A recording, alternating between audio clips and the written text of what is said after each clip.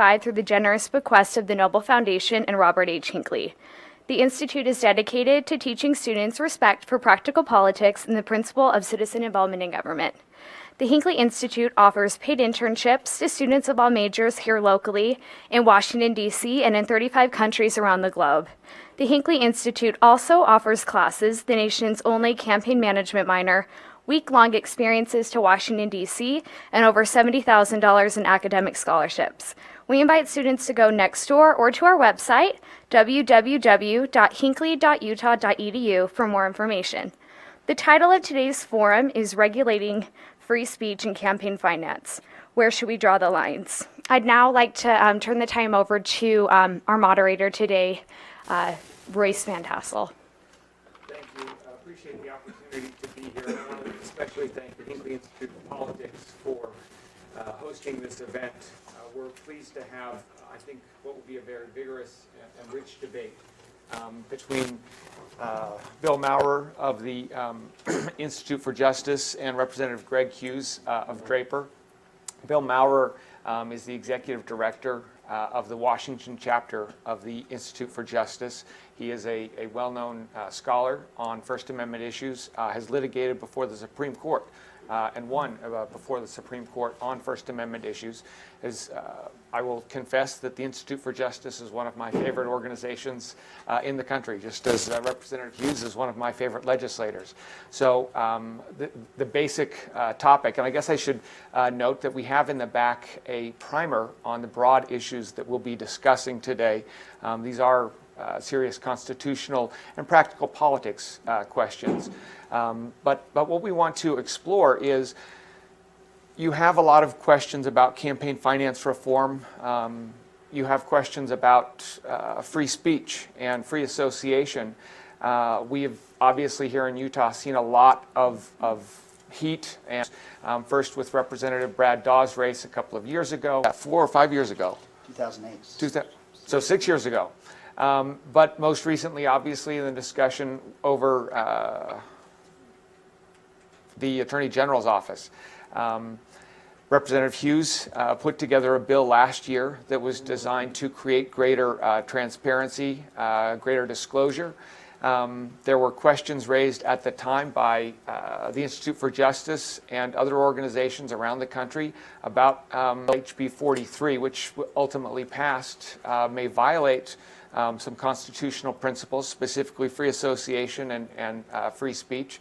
And so we, the Institute for Justice, contacted the Taxpayers Association and asked them if we might be able to help. We have felt that the best way to help would be to facilitate a dialogue, which brings us here today. So without further ado, I'll turn the time over to Representative Hughes. Thank you, Royce, and Mr. Maurer, thank you for being here. If the legislative process, for those that have been interns or who've participated, Emily was an intern last year, worked very hard as an intern, was my intern, so inherently she had to keep running the whole time. You get to see an amazing process. They say it's like you don't want to see bills or laws or sausage made, but I think you would. I think you'd love to see and appreciate the kind of dialogue, the kind of debate that it goes on when we consider bills and legislation. Contrary to what maybe the perception is, I mean, there's a lot of disagreement, but I think if you look at that, the far majority of bills that are presented, when lawmakers of any party work hard, communicate with their colleagues, come to committee prepared, good policy passes and bad policy doesn't. And so it's a great opportunity to have this open dialogue, and I am wholly unqualified to argue or to debate someone with your resume because I'm not an attorney. I'm a policymaker. So I'm going to speak to you from a perspective of a policymaker. I have some great, Ledge Research has given me great precedent and Supreme Court rulings that would point to the constitutionality of this bill, and we can crawl around in the deep grass on some of these, some of its nuances in terms of what definitions of legal standards are satisfied, and we can do that. But I want to share with you why I ran the bill, what this policy is meant to accomplish, and why it's important to our election process here in the state of Utah to have the kind of transparency that this bill creates. Trying to hurry here. Before I even get to there, just let me give you some of my background as a policymaker. 1988, I was from Pittsburgh, Pennsylvania, and I worked on the Bush-Quayle 88 presidential campaign in the state office. So that's where I cut my teeth in politics. That was the last year that a Republican won the state of Pennsylvania in a presidential election, and it was an incredible experience for me. Planted seeds that today I wouldn't be here without some of the great experiences I had to start off. I've worked on congressional campaigns. I've helped mayoral candidates. I've spent a considerable amount of time as a campaign worker.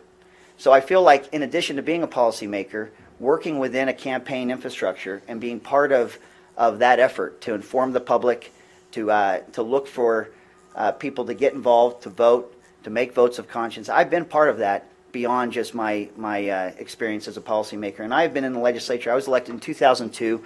2003 was my first session. So I'm walking in next week into my 12th session. And time has flown. But I just want to give you kind of the picture of where I come from and what my perspectives are. I'm going to try this I hate PowerPoints, but there's some things I have to, and I know this is for a listening audience, so I'm going to do my best to describe what we're going to see on the screen.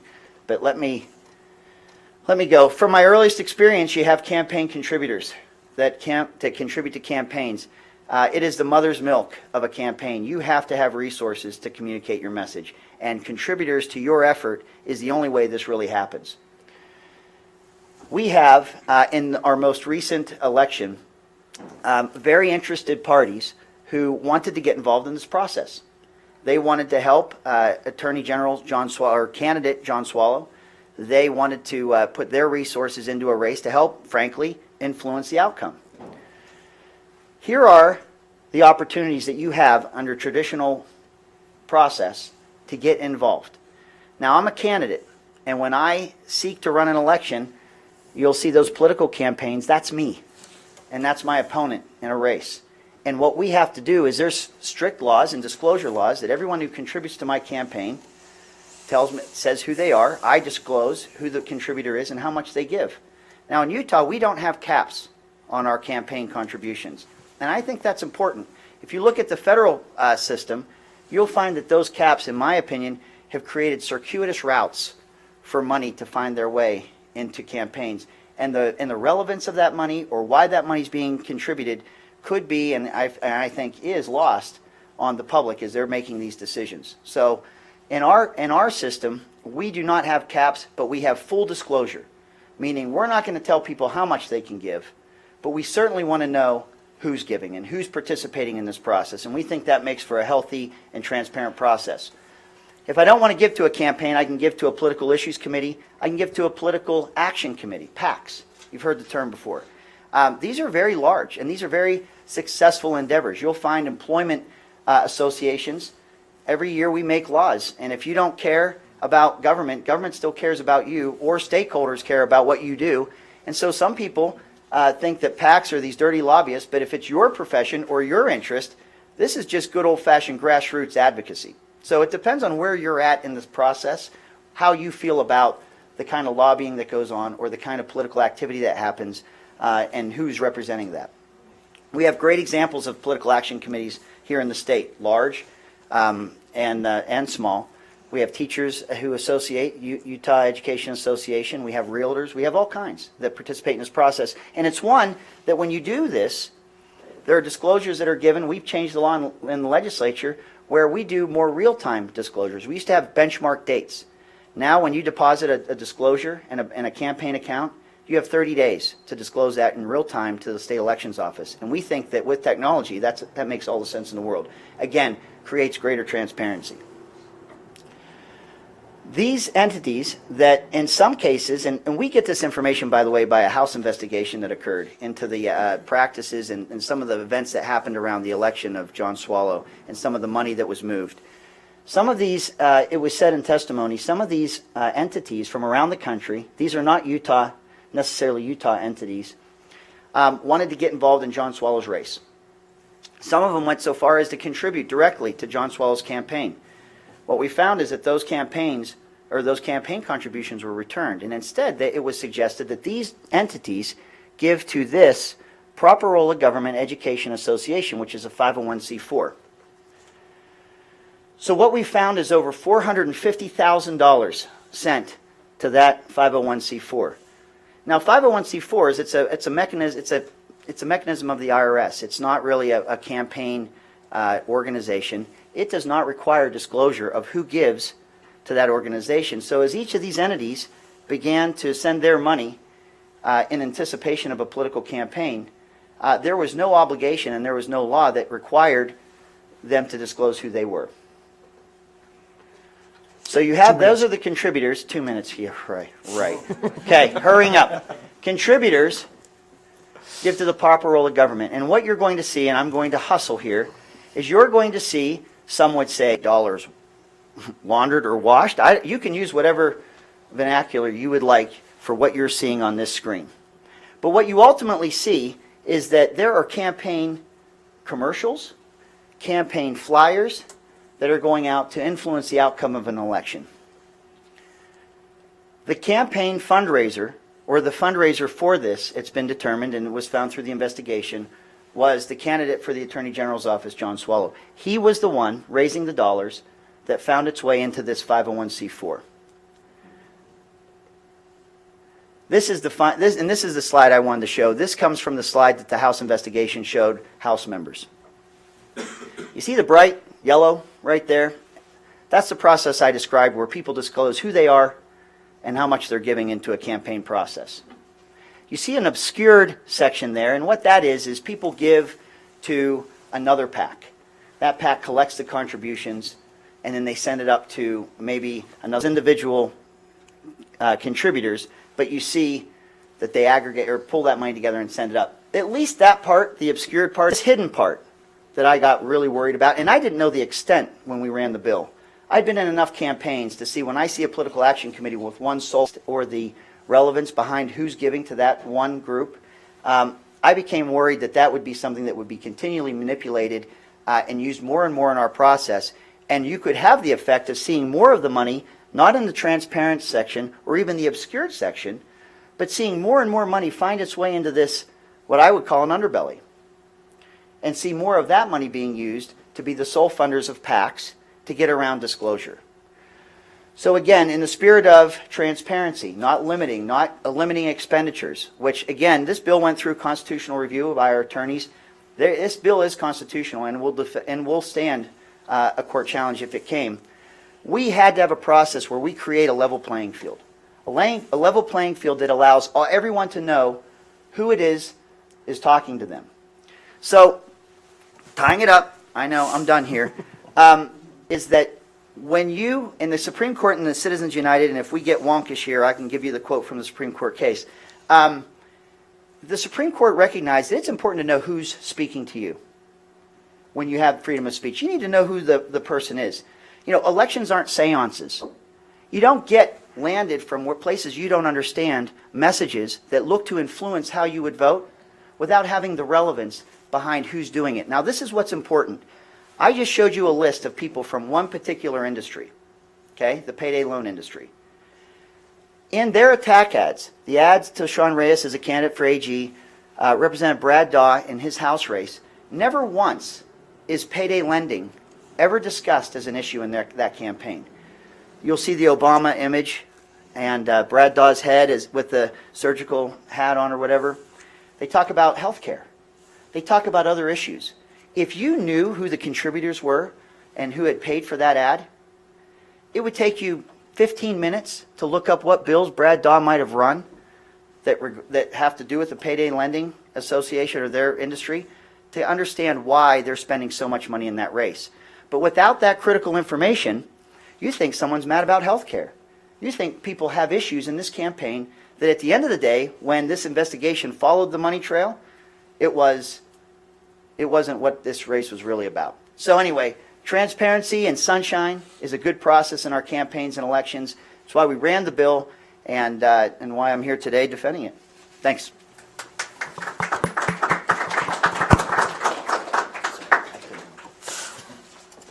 As long as you want. Okay. Sorry, if it closes.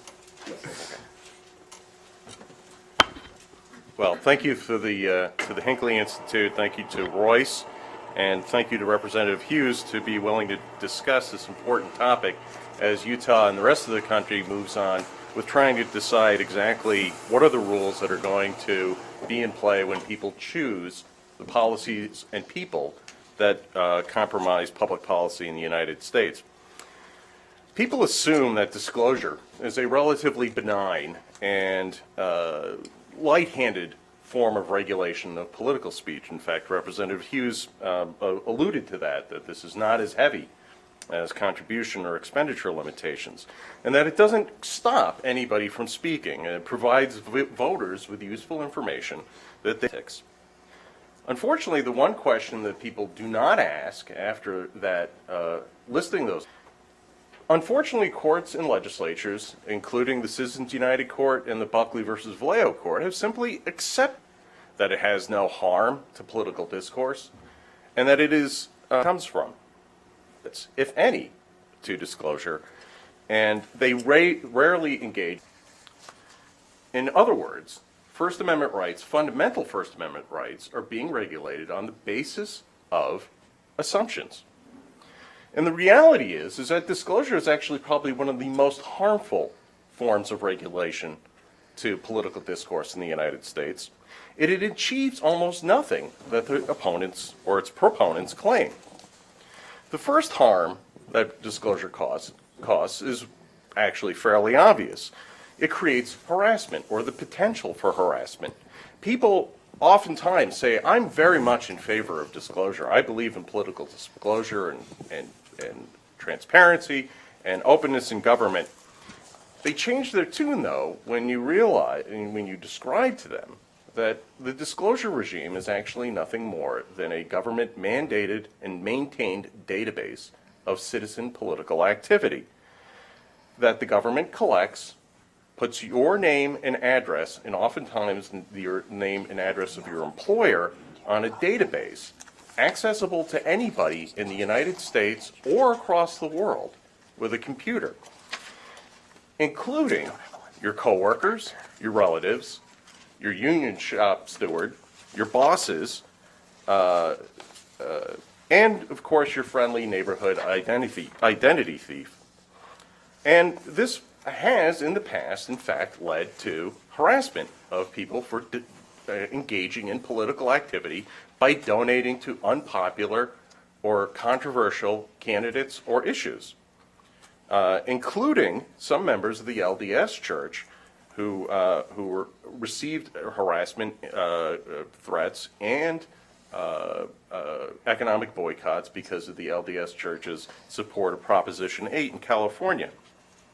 And far from fighting corruption, disclosure can actually help enable corruption. It cuts down on the amount of transaction costs that it takes for a potentially corrupt legislator to identify who will be willing to support them and who they need to punish, who's giving to their opponents. Richard Nixon would not need an enemies list today. He could simply look up his list of enemies on the FEC website. Another thing that the proponents of disclosure relatively or usually do not examine are the actual financial and administrative costs of disclosure. And for small organizations, grassroots organizations, these costs can be staggering, and it often is sufficient to drive them out of the political process altogether. Small organizations cannot afford the lawyers, bookkeepers, and accountants needed to be able to comply with many of these disclosure responsibilities. And so it raises the cost of political participation. And we actually don't know exactly how high it raises the cost because it creates a negative.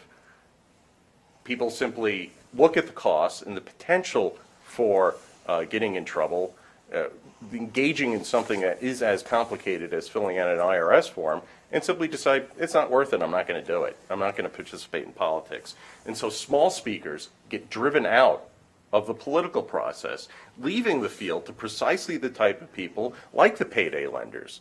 Does anybody believe that if we have a rigorous and extremely intrusive disclosure regime here in the state of Utah, that the payday lenders will not have an opportunity to have their voice heard? On the flip side, nobody ever asks actually whether all of this is worth it. Does disclosure actually achieve any of its goals? Academic research suggests that most citizens do not use or access the information that is demanded to be disclosed. Let me ask the audience actually. How many people here know where to access financial disclosure or contribution information on political contributions in the state of Utah? So that's 5 out of, I guess, 30, maybe 25 people. How many have actually looked at that information when they've been making a decision about who to vote for? 3. So, and this is a fairly sophisticated audience, I would think. You work, or at least are involved in, an institute for politics. Imagine if you were a sanitation worker. Would you be looking at that information to be able to determine exactly what to do with it? Even the media does not make an extensive use of disclosure, not as much as one would think. And there's no evidence that disclosure actually produces better informed voters. It actually can produce less informed voters because it creates an incentive for people to simply bypass analysis of a particular position or a particular candidate and resort to a purely ad hominem decision about whether they're going to support or oppose something based purely on the motives of the people funding it. It actually increases the opportunity for people to stay uninformed about policy and politics. I could go on, but the ultimate point here is that this kind of cost-benefit analysis almost never occurs in the legislative process, and it also almost never occurs in the legal process either, unfortunately. Instead, what happens is that legislators react to events, they pass a law, and they move on without worrying about implementation, the burdens of compliance, or if the law actually accomplishes its goals. But these laws touch upon our fundamental First Amendment rights. They need to be very carefully considered before anybody passes them and anybody supports them. And they have to be analyzed with the idea of, ultimately, do they interfere with our fundamental First Amendment rights of free speech and free association? And unfortunately, I believe that HB 4 passed in reaction to events, and it didn't really look into exactly what were going to be the costs of compliance. And in fact, HB 43 is, I would believe, is one of the most expansive and intrusive disclosure laws in history of this country. Not just now, but ever.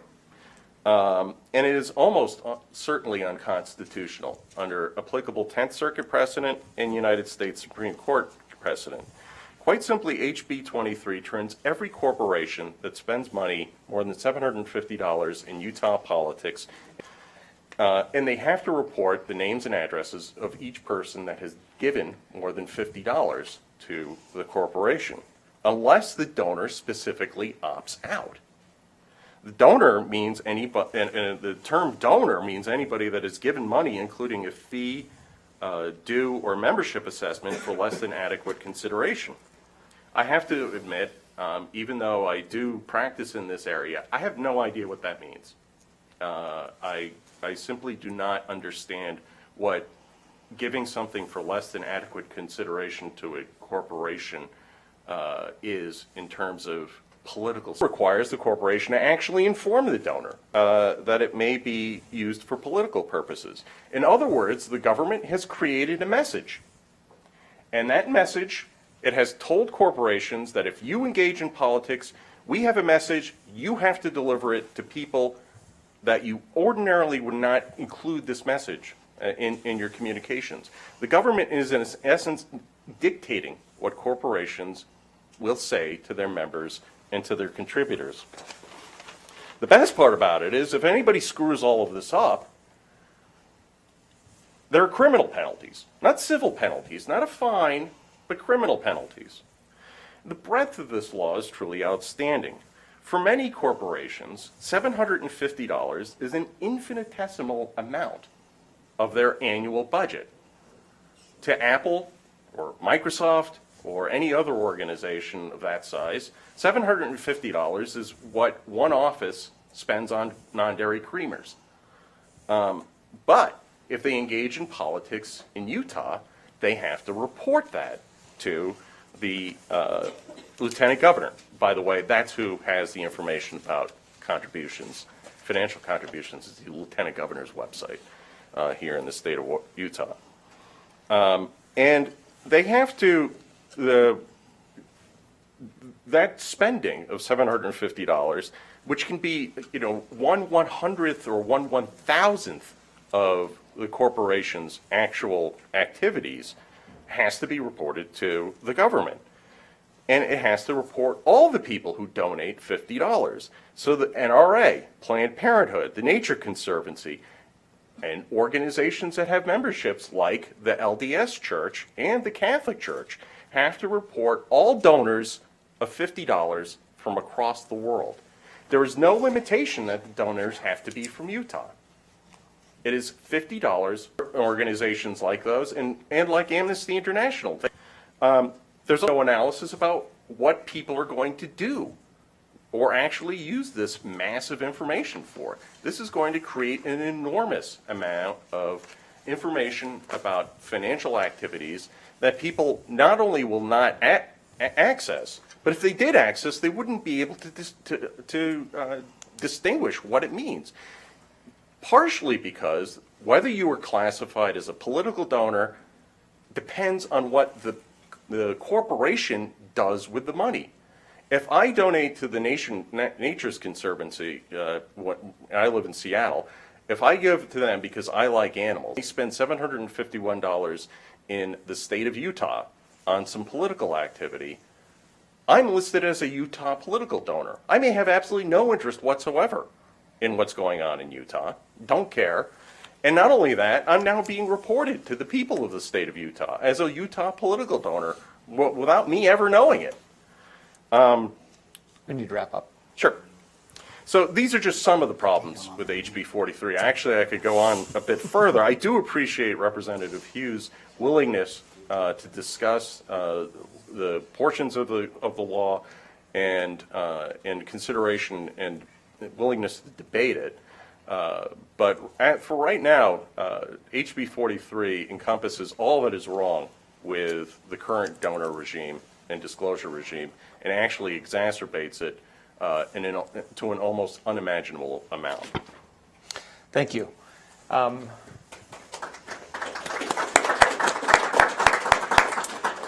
I have a question for each of them that I figure we'll start the discussion with, and then we'll open it up to questions from the audience if you have them. For Representative Hughes, certainly the tradition of anonymity in Utah or American politics has very deep roots. Perhaps the most famous anonymous political person in American history is Publius, who wrote, as did many of the day's pamphleteers, under his own pseudonym instead of being known as Alexander Hamilton, James Madison, and John Jay. He wrote under the name Publius. In what ways would HB 43 be a problem? Would that have changed that?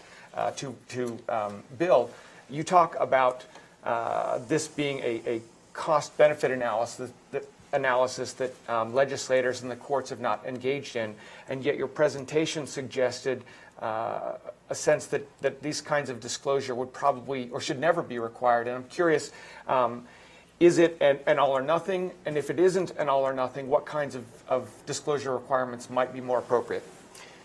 Royce, great question, and I hope as you ask questions of us, we can get into some of these things, because I think there's some good discussion that could be had on how this bill was described. To that end, if you are an education association, you are a nonprofit, and you would like to discuss the politics of our time, I read a book in the 90s from Anonymous, and that still exists today. There is authorship, but if you're writing those or sending those flyers, you've gone beyond, I think, the Federalist Papers. You've gone beyond some of the things that we have pointed to in terms of anonymous contribution to political discourse, and now you're electioneering, and now you're engaged in politics, and I think there's a big difference there. I think that, so that's the answer to your question, but I got more. Okay. Well, I think from my standpoint, I'm a bit of a First Amendment absolutist. I happen to agree with Justice Hugo Black that when the founders wrote no law in the First Amendment, they actually meant no law. And so my idea with HB 43 is we scrap it altogether. That the idea that people cannot take into account the fact that some speech may be anonymous and contribute that into their analysis, I think is somewhat patronizing. And a good way to look at it is, do people take speech on the internet more seriously when the person signs their name to it, or when it's some anonymous troll blogger that just is spewing nonsense? People are able to take this information, the fact that speech has been made anonymously, into account when deciding whether the idea is a good one or whether this is a person that should be listened to. But if we had to have some sort of disclosure regime, there's ways to improve HB 43 that would make it less problematic from a First Amendment standpoint. First is that the monetary threshold is ridiculously low. It probably costs $750 to put this event on. That's really low. And in fact, the 10th Circuit has struck down a disclosure regime that was based on $1,000. And also, the other thing, too, on the other side of that, is that $750, reporting what corporations spend $750 in an election provides almost no useful information to Utah voters. The second thing I think that would be helpful would be to include a major purpose requirement in the law. All the organizations that Representative Hughes was pointing out, their major purpose appeared to have been engaging in political speech, not producing computers, not urging reform of abortion rights or gay marriage. They were engaged in actually, their major purpose was the actual election or defeat of candidates. And the U.S. Supreme Court has used the major purpose test in the past as a way to distinguish who can be regulated and who cannot when it comes to political activity. And in the 10th Circuit, in which Utah sits, they not only have a major purpose test, they have the major purpose test. It has to be the organization's major purpose to engage in. Third, one of the other things I think would do a lot to mitigate some of the potential for harassment in this would be to not have the address of donors, of individual donors listed on a database. I know people who are vehemently concerned about identity theft. And they are also vehemently concerned about the fact that they don't want people knowing their address just in general. And there are laws that protect the fact, information you rented, your vote. There's all sorts of laws that protect information about you and your activities. There's no reason why the government must mandate your street address when it comes to something as controversial as political positions and political candidates. Representative Hughes. Hey, I just want to clarify a couple things as this bill's been described. Some of the vagueness that's pointed out. This bill, HB 43, did not create many of the standards that you see. The $750 threshold for corporations' involvement was statute and it was law of the land. That wasn't created in the bill. The description of what would trigger that was already established law and wasn't addressed or changed in HB 43.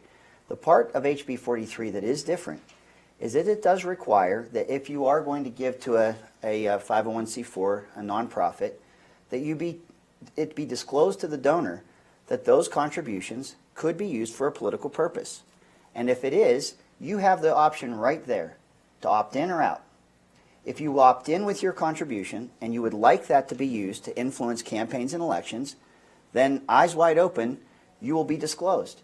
But if you opt out of that, and I understand that this does create a administrative cost, but if you would like to be a member of these nonprofits, but you would not like to see your dollars used specifically for the purpose of influencing campaigns and elections, you can give to those charitable organizations and never have your name listed anywhere. But if you want to contribute and you know that the purpose is to influence a campaign and election, you saw an infrastructure that the state has created to do that. And my comment about cost-benefit analysis is I want that cost-benefit analysis. I'm a candidate. There is a process that every campaign, every PAC, and every PIC has to go through to follow the law and disclose who their contributors are and how much they're giving. There are addresses given. On the federal level, you have to list your occupation. If what is being said here today is true, and this bill is an affront to our constitutional protections, I'm going to tell you, everyone in here, that's the same Constitution that protects you. And you have a right to be involved in this process, whether you want to be a part of a charitable organization or you to then be successful. Whatever standard we've created, it ought to be the level playing field. And if it's true that this cost-benefit analysis makes disclosure of any kind in political activity untenable, then we should all have that opportunity. We should not have a system where everybody's playing by one set of rules of disclosure and then have a process there with eyes wide open, knowing that those dollars would go for a political purpose and granting. And it's not just anonymity, because on the face it didn't say on the flyer anonymous.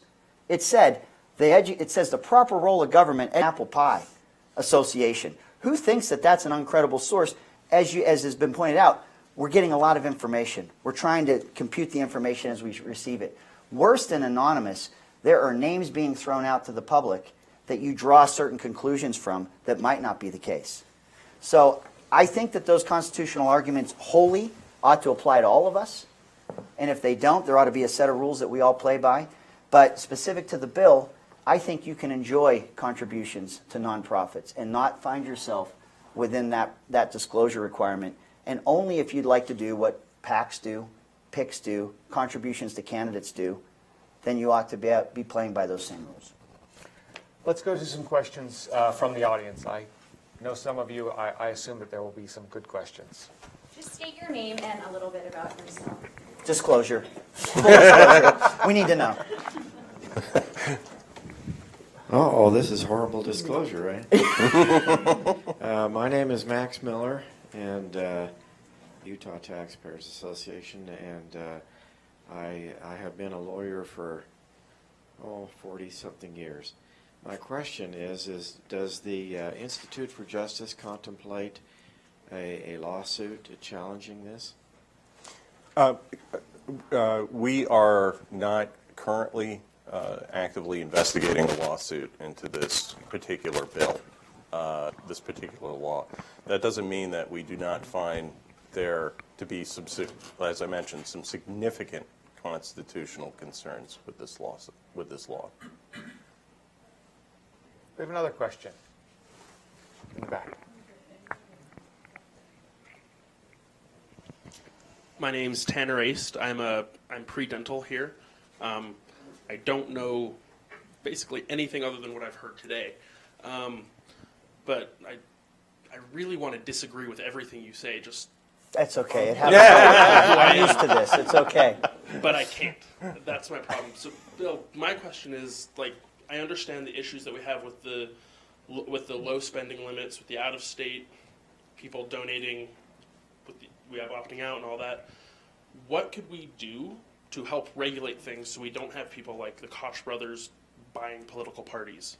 What can we do to keep people with those higher agendas, with billions of dollars, from funding all of this and stopping this? I guess I would. To you as well. I guess my response to that is, why would you want to stop it? The First Amendment applies to the Koch brothers as well as to anybody else in this room. And it's not the government's role, or it's not the proper role of the government, to decide who's speaking too much and who's speaking too little, and to turn on the voices of the people that it believes are unduly influencing political speech, and turn up the voices of those who are they believe not. Because if you give the government the ability to determine who's being too influential, who are being too influential, who are being unduly, I think it's a very, very dangerous concern that they may be too influential, that people may listen to them too much. And that was one of the concerns I had with Representative Hughes' presentation, was that, you know, he had all these arrows and charts and things all leading to a bunch of political ads. That's political speech. Political speech is what the First Amendment is all about. The idea that at the end of the day, a bunch of payday lenders spent some money and ended up talking about health care meant that people got to hear a message about health care, that voters got to hear information about health care. The fact that it may have been insincere doesn't change the fact that it's political speech. If you have the government start saying, we believe you don't believe that particular position enough to be able to speak about it, and we have to take steps to ensure that we drill down to find out what you're really about. That's an enormous amount of intrusion of the government into into the ability of people to communicate freely about issues and political candidates that they may care very deeply about. So I apologize, but I have to reject the premise of your question and say that when it comes to the First Amendment, the founders might have have written the more the merrier with regard to political speech. My comment to that is, you mentioned the Koch brothers. Who's the casino owner? Sheldon Adelson. Adelson. We know their names. We know who they are. I don't have a problem with them participating in this process to whatever amount their conscience dictates. I agree with that. I don't want to limit it. What I want to know is who they are. I think that's relevant to the conversation. What if we didn't know? What if super PACs didn't require full disclosure? I mean, one of the things, and it was talked about in the overview you'll read, is that in Citizens United, they say there needs to be a substantial relation to a sufficiently important government interest. Part of that government interest, the Supreme Court said, the public has an interest in knowing who is speaking about a candidate shortly before an election. Because the informational interest alone is sufficient to justify application, it is not necessary for the government to consider other interests. You know what the Supreme Court said in Citizens United? You need to know who that person is. If what was just described, if the payday lenders want to talk about health care, let them talk. But let's know that it's the payday lenders and $450,000 in that race, or in two different races, talking about health care. And let an informed voter or someone who may feel like they'd be able to explain on their behalf what they think the context is of the attacks or the criticisms that they're receiving. Because if you don't know that the Koch brothers are out there, if you don't know that Adelson's spending his money, if you don't know who's putting these dollars to make these charges or to influence these elections, and you have these beautiful flowery names of who these people are, but at the end of the day you don't know who they are really, I think it undermines this process. And then my question becomes, why don't I just fund all races that way? Why, if there's a cost-benefit analysis that says that disclosure is prohibitive, why would a PAC ever do this another day? Why not get all the money in an anonymous way where no one has to worry about Adelson within the Jewish community has received incredible criticism for his political participation. National news. I don't know. I didn't know the guy's name before his participation. I didn't know he was Jewish and that his community was upset with him until the disclosures came out. That is a downside, and I agree to that. But if you're going to have two different tracks here in influencing campaigns, I don't know who would ever go through the cost-benefit analysis of disclosure and go through the transparent process we have. If you can do it anonymously, or worse than anonymously, you can put fake names or different names to who you are. And so, again, it's got to be a level playing field.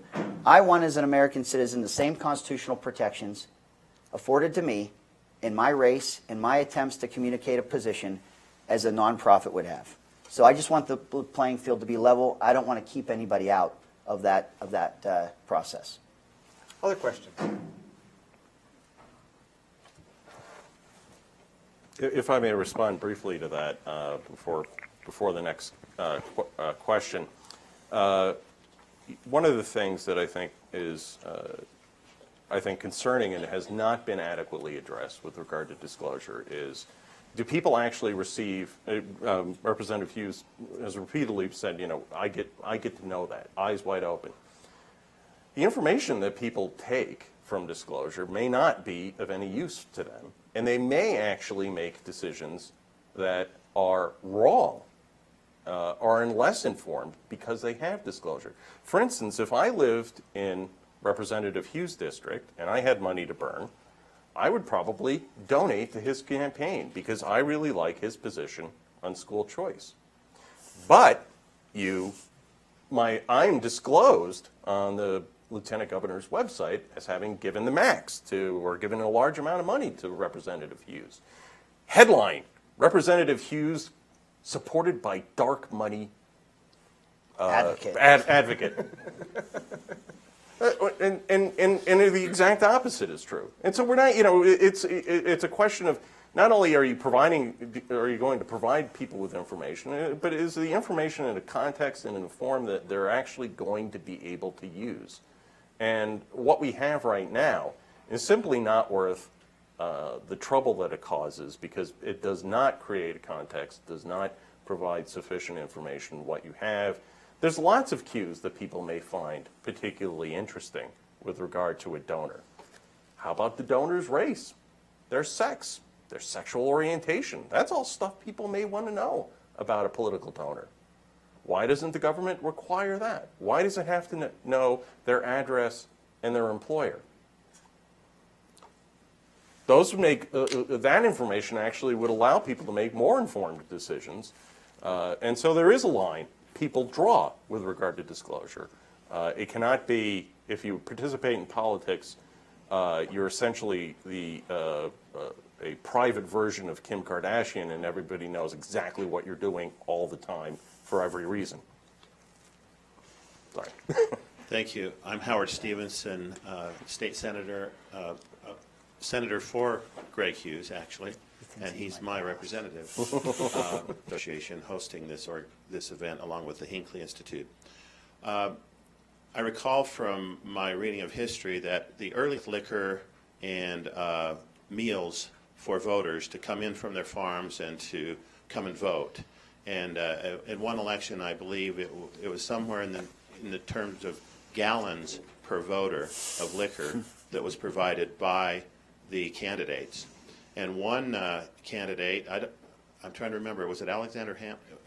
I don't remember who it was, refused to provide liquor and meals and lost the election and learned his lesson. In the next election, he did provide liquor.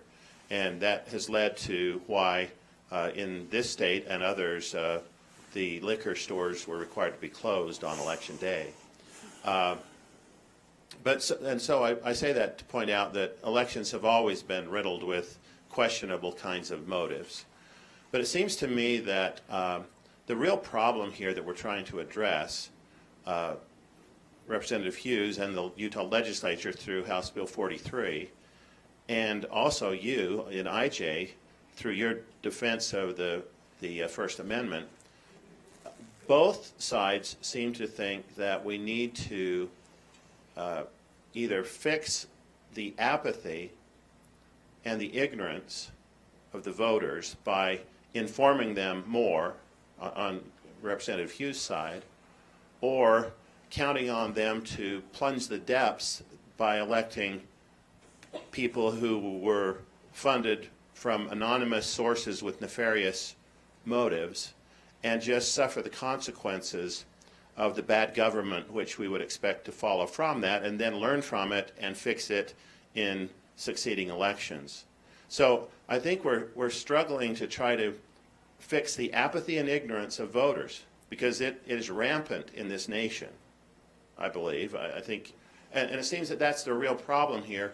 IJ seems to think that we should just suffer the consequences of letting anonymous people influence elections in these ways, and ultimately the people will get mad enough that they will become less apathetic and learn from it. So Any observations about? Yeah, Senator, let me point out, that's what our pre-dental student asked us. How do you, what I think the question was is, and why I'm looking forward to this discussion is, how do you weigh these constitutional protections in an appropriate way? We all are entitled to them. And I understand some of the backlash when people step forward and get involved in political speech. How do you weigh that right to be involved with a process that isn't undermined or harmed in its outcome because you have different people playing by different rules? Every time you describe the barriers to and the consequences of disclosure, in my mind I just keep thinking, but most of what we understand about the political process is working within that construct. And so if it's that bad, the real effort ought to be an even a swath across and say that no one at any point ought to. But if you have it, and if you have those requirements, it's hard for me to argue that one should have a different set. So I would love to know what the answer to that is. How do you balance those constitutional protections with a process that you know who you're listening to, you have the relevant information? It is very difficult, and I will tell you from personal experience as a candidate, to have someone running against you and have people leveling charges at you that isn't the person who's looking to defeat you, and you can't confront them, and you can't talk about who they are. And the person who you're actually running against has no touch, has no involvement. As a populace, have and I say healthy, dose of skepticism about government. We should be questioning it all, okay? When you tap into people's instincts about this healthy dose of skepticism, it's very easy for people to believe the politicians are crook. They're on the take. They're doing something wrong. There is something that you can tap into, and if you can't stand by it, if you can't say who you are and why you're saying that's the case, then I think you're manipulating a public that has a watchful eye on government, and you're using that instinct because you can never get to it. You can't get in front of them. And that's something we got to improve. And I'm open to how to do that in a way that protects our constitutional liberties. Well, ultimately, I think the problem here, ultimately, what we're discussing here, I think, is a symptom instead of a disease. And I think that actually Representative Hughes may agree with me exactly what the disease is. The problem is not that we have anonymous people attempting to influence the outcome of elections or policy in order to provide benefits to themselves or burdens to others or to their opponents. The problem is we have a government that provides benefits to people and burdens to people in general. If we had a limited set of government, we had a limited government that did not have the ability to award benefits to politically influential people or burdens to people who have angered those in politics, a lot of this would become a moot issue. Unfortunately, what we have now is a government that has metastasized far beyond its constitutional reach and has gotten in the business of deciding who's going to win and who's going to lose in politics, in the economy, in any number of realms. And that was not our constitutional structure as it was initially envisioned. And I think it's one of the reasons why we struggle with these issues, is because ultimately campaign finance reform is an attempt to to keep a massive government from becoming little more than an oligarchy or a corrupt banana republic type of government, where the government's simply handing out favors and burdens based on who it does and does not like. The idea of the Constitution was to prevent that from happening, and we've moved away from that. And so we've had, the answer to that in my mind is not to say, well, because we have a massive government now, we have to restrict the First Amendment so we don't become corrupt, is to move away. The proper response is we move away from the massive government.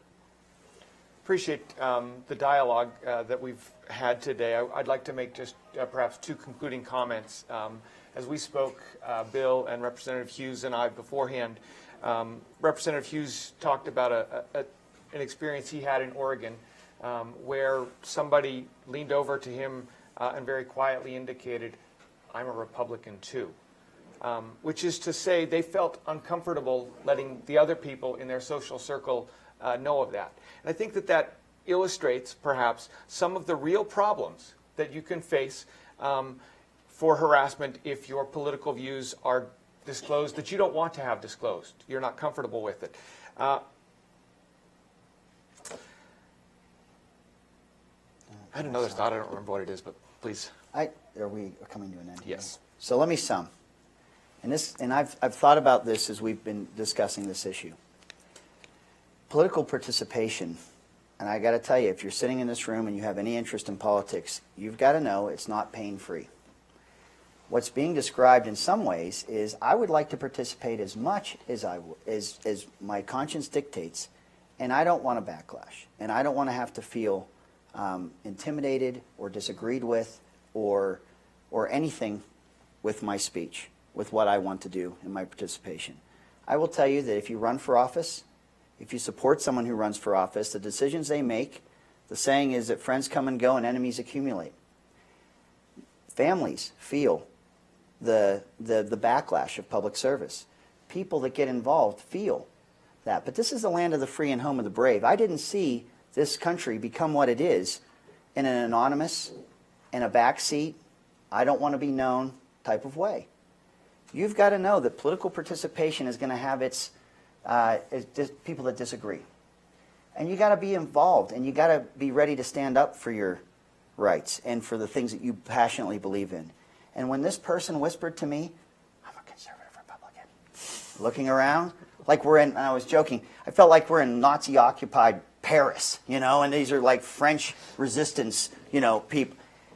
You know what it takes to stop whispering?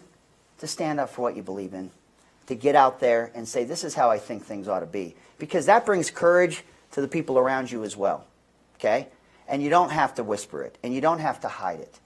And you know what's going to happen? There's going to be opinions drawn from the way you speak, but that's what I think is the strongest fabric of our country, and what makes this country unique is that we get that chance, and we don't have a despot telling us how we're going to think or how we're going to act. We can stand up. But if you think that politics is a way to just do it and never have any of that reaction, it's not been my experience. My experience has been the opposite, that you will feel a pushback when you stand up for what you believe in. But I think that's a good thing. And I guess my summation, very briefly, is that I agree with that, but that doesn't mean that the government should be in the business of facilitating your ability to be brave, forcing you to be brave. People can stand up and talk about what they believe in now. They don't need the government to be able to disclose to everybody their political beliefs, because ultimately the Constitution says Congress shall make no law abridging freedom of speech. Ultimately, what this does is it drives people from politics. And if we're looking to keep people from being apathetic, if we're looking for to keep people from being uninvolved or not participating in the decisions that affect their lives, means to keep many small speakers, grassroots organizations, and volunteers from participating in politics.